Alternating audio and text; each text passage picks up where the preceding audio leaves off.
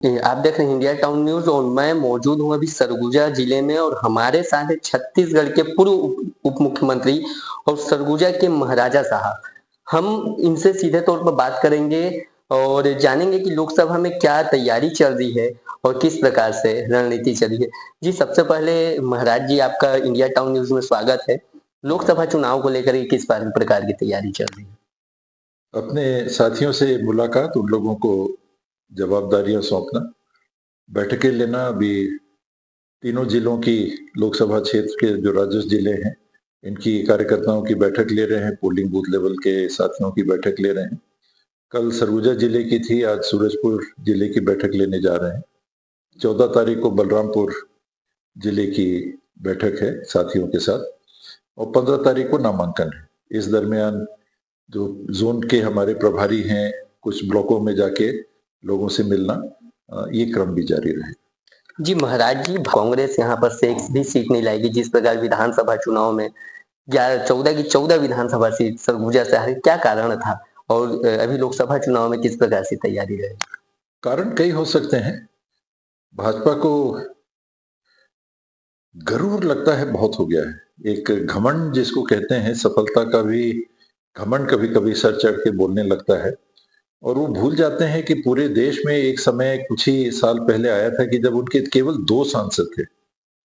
केवल 2 सांसद पूरे भारत में भारतीय जनता पार्टी के थे। लेकिन जो भी परिस्थिति बनी, उनने काम किया, लोगों का साथ देने का प्रयास किया। आजकल खूब गुमराह भी करते हैं, भावनाओं को छूने की कोशिश करते हैं। जो भी परिस्थिति हो, उनको मौका मिला। लेकिन अब घमंड सा महसूस होने लग गया है, गुरूर उनको हो गया है कि हम हैं, हम मैं, अब हम मैं में आ गया है। एक आदमी के नाम पे, एक आदमी के नाम पे दम कस करके, और इतने हम आएंगे, इतने सीट आएंगे, तो ये अपने आप में मुझे लगता है कि पतन के प्रारंभ की ये परिस्थितियां हैं।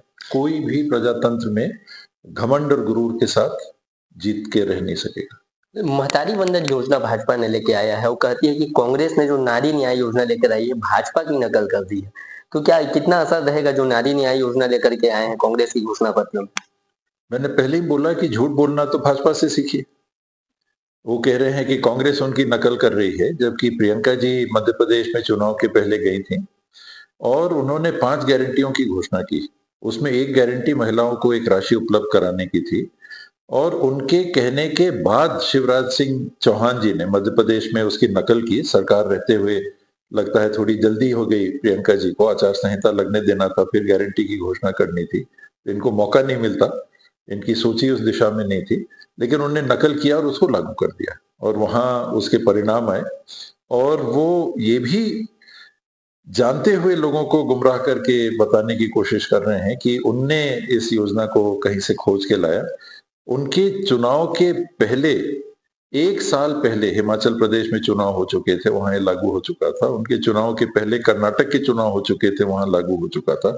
ये तो पीछे पीछे आए और प्रियंका जी के पीछे आए, प्रियंका जी के घोषणा के पीछे आए, फिर उन्होंने मध्य प्रदेश में अपनाया और छत्तीसगढ़ में भी अपनाया। ये सही है कि उनने अपनाया। कांग्रेस की सरकार जाने के बाद 14 विधान सीट यहाँ से कांग्रेस आ चुकी, कैसे लोकसभा सीट पर यहाँ जीत हासिल करेंगे? जैसे भारतीय जनता पार्टी देश में 2 सीट जीत के आज 303 सीट पे है। जो हारा तो आजीवन थोड़ा ना हार गया, पीढ़ी पीढ़ी पुष्ट दर पुष्ट 100 साल 50 साल के लिए, 2000 साल के लिए कोई थोड़ा ना हार जाता है।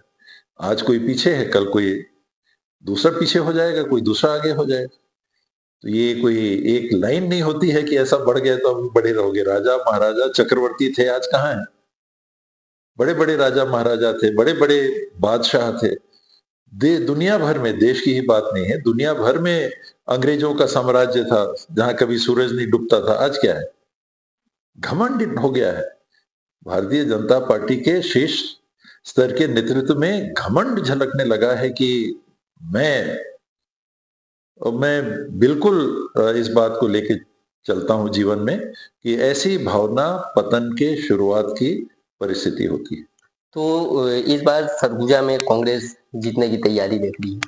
प्रयास हम लोग हमेशा करते हैं, अपने तरफ से अच्छे से काम करने की कोशिश करते हैं। बाकी मतदाताओं की जो इच्छा होगी वो सर्वधार। उप मुख्यमंत्री पूर्व जो कि हमारे साथ जुड़े और कई मुद्दों पर हमारे साथ चर्चा की है। तो इसी तरह से मैं लगातार और भी जनप्रतिनिधियों से और भी नेताओं से मिलते रहूंगा, उनसे चर्चा करते रहूंगा और उनकी हर बात आप सभी के सामने लाने का प्रयास करूंगा। तो लगातार बने रहिएगा हमारे साथ। मैं Shailesh Singh, India town news के लिए सरगुजा।